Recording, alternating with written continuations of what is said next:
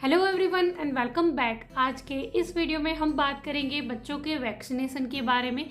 अगर आपके बच्चे का भी रिसेंटली वैक्सीनेशन हुआ है या फिर होने वाला है तो वीडियो पूरा ज़रूर देखिएगा।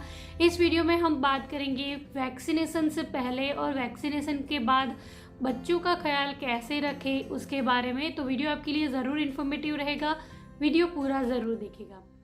वैक्सीनेशन के बाद से पहले हम देखते हैं कि वैक्सीनेशन से पहले आप बच्चों की कैसे देखभाल कर सकते हैं। तो बच्चों की वैक्सीनेशन बिल्कुल टाइम पे लगनी चाहिए। बच्चों का जब बॉर्न होता है उसी टाइम से वैक्सीनेशन बच्चों को देना स्टार्ट हो जाता है। तो उसी टाइम आपको एक चार्ट भी मिला होगा जिसमें बच्चों की वैक्सीनेशन के बारे में डिटेल दी गई होगी। बच्चों की किस एज पे कौन सी वैक्सीन लगने वाली है वो सारी डिटेल आपको मिली होगी। तो उसी चार्ट में आपको बच्चों का नेक्स्ट वैक्सीनेशन कब होने वाला है उसकी भी डिटेल होगी। तो आप उसको अपने फ़ोन में रिमाइंडर सेट कर दें ताकि आप बच्चों की वैक्सीनेशन की डेट को मिस ना करें। क्योंकि क्या होता है, जब हम वैक्सीनेशन को टाइम पे देते हैं तो वो ज़्यादा इफ़ेक्टिव होते हैं। कई बार हम वैक्सीनेशन देना भूल जाते हैं और कुछ टाइम बाद हमें याद आता है तो वो वैक्सीन जो होता है वो थोड़ा कम इफ़ेक्टिव हो जाता है। तो वैक्सीनेशन को ज़रूर आप टाइम पे ही दिलाएं बच्चों को। तो उसके लिए आप रिमाइंडर सेट कर लें एंड बच्चे को जिस दिन वैक्सीन लगने वाला है तो कोशिश करें कि आप सुबह के टाइम बच्चों को वैक्सीन दें। क्योंकि हमारे डॉक्टर हमें हमेशा बोलती थी कि सुबह के टाइम बच्चों को वैक्सीन देना चाहिए। क्योंकि क्या होता है, वैक्सीन देने के बाद बच्चे थोड़े चिड़चिड़े हो जाते हैं, बच्चे को बुखार आ सकता है, बहुत सारी प्रॉब्लम होती है। तो अगर आप शाम के टाइम में वैक्सीन देंगे बच्चे को तो रात को भी फिर आराम से वो सो नहीं पाएगा, इरिटेट हो जाएगा, वो खुद भी नहीं सोएगा, आपको भी नहीं सोने देगा। तो सुबह के टाइम पे वैक्सीन देने से क्या होगा कि उसकी जो ये सारी प्रोसेस है वो सुबह के टाइम पे हो जाएगी और रात को वो आराम से अपनी नींद ले सकेगा और आप भी आराम से सो पाओगे। तो आप मॉर्निंग में ही बच्चों का वैक्सीनेशन करवाएं एंड वैक्सीन देने से पहले बच्चों को थोड़ा खिला पिला दें। अगर बच्चा ब्रेस्ट फीड पे है तो फीड दे दे बच्चे को वैक्सीन लगने के 10-15 मिनट के पहले ही। क्योंकि कई बार क्या होता है, डॉक्टर्स हमें मना करते हैं वैक्सीन के तुरंत बाद फीड देने से।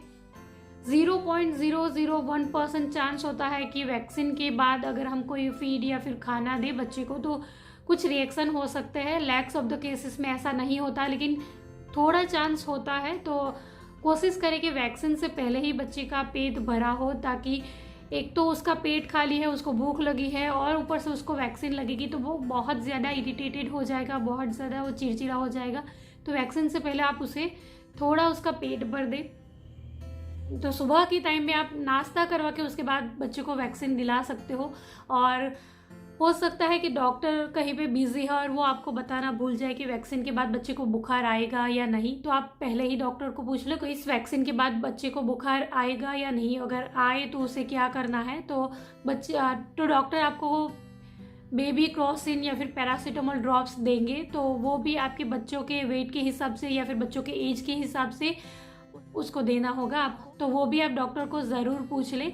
और ये जो पैरासीटामोल और बेबी क्रॉसिन ड्रॉप्स जो होते हैं वो आप 4 या 6 घंटे से पहले दोबारा बच्चे को मत दीजिए। क्योंकि कई बार क्या होता है कि अगर बच्चे को बहुत ज़्यादा बुखार है तो आप 2 या 3 घंटे के बाद बच्चे को पैरासीटामोल या फिर बेबी क्रॉसिन नहीं दे सकते। 4 या 4 से ज़्यादा घंटे का गैप के बाद ही आप ये पैरासीटामोल एंड बेबी क्रॉसिन बच्चे को दे सकते हैं।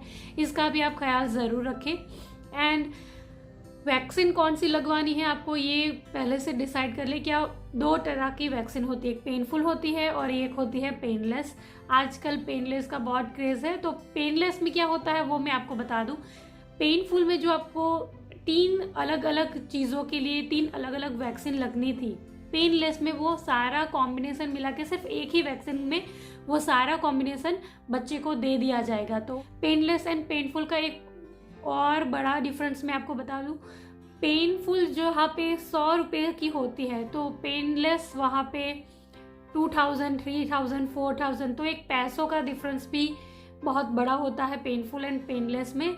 दोनों काम एक ही करती है, आपके बच्चों की बॉडी के अंदर एंटीबॉडीज़ क्रिएट करने की, आपके बच्चों की बॉडी को स्ट्रॉन्ग बनाने की। तो दोनों का काम तो एक ही है। तो आप पहले ही डिसाइड कर लें तो आपको वैक्सीन कौन सी लगवानी है, पेनफुल या फिर पेनलेस। तो ऐसा नहीं है कि पेनलेस वैक्सीन देने के बाद आपके बच्चे को बुखार नहीं होगा या फिर बच्चा इरिटेटेड नहीं होगा, सब कुछ होगा। पेनफुल में थोड़ा परसेंटेज ज़्यादा चांसेस होता है बच्चों को बुखार आने में, पेनलेस में वो थोड़ा कम हो जाता है, लेकिन फिर भी पेनलेस वैक्सीनेशन में के बाद भी बच्चे को बुखार आता है, उसके बाद भी बच्चे इरिटेटेड हो जाते हैं। एंड वैक्सीनेशन देने के बाद अगर आपको लगे कि बच्चे को जहाँ पे वैक्सीन दी गई थी वहाँ पे कुछ थोड़ी सी स्वेलिंग हो गई है या फिर गांठ सी बन गई है, तो आप उस एरिया की सिकाई कर सकते हो बर्फ़ के साथ। तो आइस क्यूब को आप एक कॉटन के बड़े से कपड़े में लपेट लो और उसके बाद उस एरिया में आप सिकाई कर सकते हो। तो वहाँ पे आपको रब नहीं करना है, घिसना नहीं है, आप सिर्फ बर्फ़ को वहाँ पे रखेंगे और उठा लेंगे, रखेंगे और उठा लेंगे। इस तरह से करने के बाद बच्चे थोड़े काम हो जाएंगे, बच्चों का दर्द थोड़ा कम हो जाएगा, बच्चे को थोड़ा आराम मिलेगा।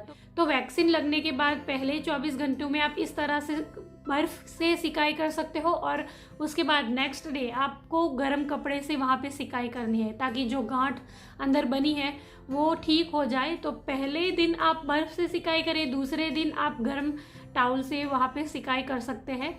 एंड वैक्सीन के बाद बच्चों को नहलाना कब है, ये क्वेश्चन भी बहुत होता है पेरेंट्स का। तो वो डिपेंड करता है आपके बच्चे के ऊपर। अगर आपका बच्चा बिल्कुल चिल्ड आउट है, एक्टिव है, प्लेफुल है, काम है, वो ज़्यादा इरिटेटेड नहीं है, तो बिल्कुल नेक्स्ट डे आप उसको नहला सकते हैं। बच्चा बहुत इरिटेटेड है या फिर बच्चे को बुखार है तो बच्चों का नहलाने का प्रोसेस आप 1-2 दिन तक स्किप कर सकते हो, आप स्पंज कर सकते हो। और मालिश के साथ भी सेम ऐसा ही है। अगर आपका बच्चा कंफर्टेबल है तो मालिश भी आप नेक्स्ट डे कर सकते हो। अगर बच्चा इरिटेटेड है तो मालिश को भी आप 2 दिन तक स्किप कर सकते हो, या फिर उस एरिया पे जहाँ पे वैक्सीन लगी थी उस एरिया पे आप ना मालिश करके बच्चों की बाकी बॉडी के ऊपर मालिश कर सकते हो। एंड वैक्सीन के 3-4 दिन तक अगर बुखार बच्चों का कंटिन्यू रहे तो हो सकता है कि वो वैक्सीन की वजह से नहीं हो। कई बार क्या होता है कि वैक्सीन के 4 दिन बाद भी बच्चे को बुखार है और पेरेंट्स को अभी यही लग रहा है कि उससे वैक्सीन दी थी इसलिए बुखार है।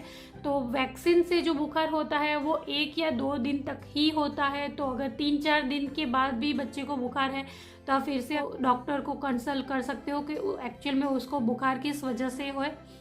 तो ये भी आप ज़रूर ध्यान। और एक वैक्सीनेशन जब बच्चों का हो जाए उसके बाद तुरंत आप डॉक्टर को नेक्स्ट वैक्सीनेशन कब होने वाला है उसकी डेट पूछ ले और अपने फ़ोन में उसका भी रिमाइंडर सेट कर ले ताकि आप दूसरा वैक्सीनेशन भी भूलें ना। बच्चों को टाइम पे वैक्सीनेशन देना बहुत ज़रूरी है। और एक ख़ास बात, अगर बच्चा बीमार है, बच्चे को अगर बुखार है या फिर बहुत ज़्यादा सर्दी ज़ुकाम है, तब भी बच्चे को वैक्सीनेशन नहीं होगा। तो अगर आपके बच्चे का वैक्सीनेशन का डेट है और बच्चा बीमार है तो आप पहले डॉक्टर को पूछ ले, डॉक्टर से कंसल्ट कर ले, क्योंकि जब बच्चे ऑलरेडी बीमार होते हैं उस टाइम पे बच्चों को वैक्सीनेशन नहीं दिया जाता। तो इस बात का भी आप ख्याल रखें। तो ये कुछ बातें थी जो आपको वैक्सीनेशन से पहले और वैक्सीनेशन के बाद में ख्याल रखनी चाहिए। मैं आशा करती हूँ कि मेरा ये वीडियो आपके लिए ज़रूर इन्फॉर्मेटिव रहा होगा। अगर आपको ये वीडियो पसंद आया हो तो इस वीडियो को आप एक लाइक कर सकते हो, दूसरे पेरेंट्स के साथ भी इसे ज़रूर शेयर करें। This is all for today. Thank you for watching the video and bye.